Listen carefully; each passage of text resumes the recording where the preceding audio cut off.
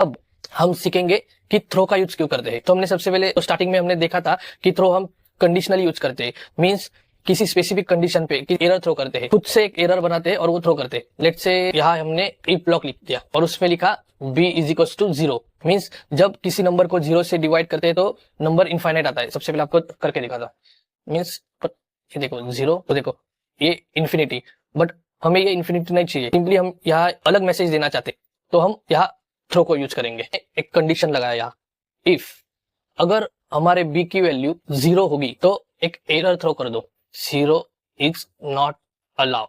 तो होगा क्या कि जब भी यूजर 0 डालेगा b के वैल्यू में तब हमें ये मिलेगा 0 इज नॉट अलाउड। बट जब हमने थ्रो कीवर्ड को नहीं लिखा था तो तब हमें ये इन्फिनिटी मिल रहा था। अब फिर से एक बार रन करके देखते हैं।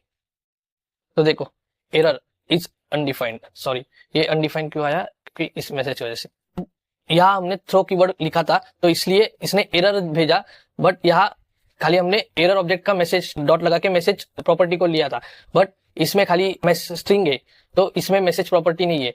तो इसे हम सबसे पहले एरर में कन्वर्ट करते हैं। तो उसके लिए हमने न्यू लिखकर एरर लिखेंगे और उसको इसके अंदर रख देंगे।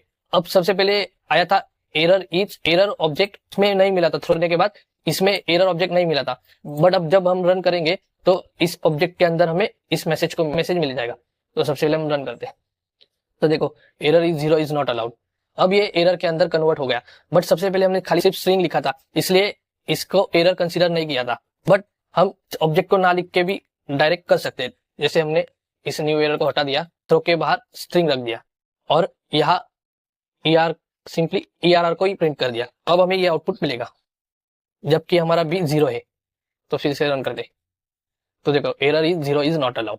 इस थ्रो कीवर्ड की वजह से जो इनपुट सही रहता है उसे भी हम एरर में कन्वर्ट कर सकते हैं। लेट्स से यहाँ हमने 10 लिखा और कंडीशन में भी हमें 10 लिखा। अब किसी भी नंबर को 10 से डिवाइड करो तो कुछ एरर नहीं आना चाहिए, बट हमने यहाँ इस कंडीशन पे थ्रो किया है कि जब भी यूजर b के अंदर 10 वैल्यू को रख दे तो ये एरर आना चाहिए। तो अब यूजर ने a में 3 रखा है और b में 10 रखा है, तो देखते हैं रन करके।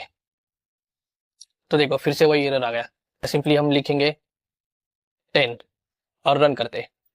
तो देखो error is 10 is not allowed, means ये किसी सही चीज को भी गलत में कन्वर्ट कर सकता है अगर कंडीशन के अंदर हमने थ्रो कीवर्ड लिखा हो। बट जब हम इस थ्रो कीवर्ड को हटा दे तो और रन करते हैं तो हमें सही आउटपुट मिलता है 0.3।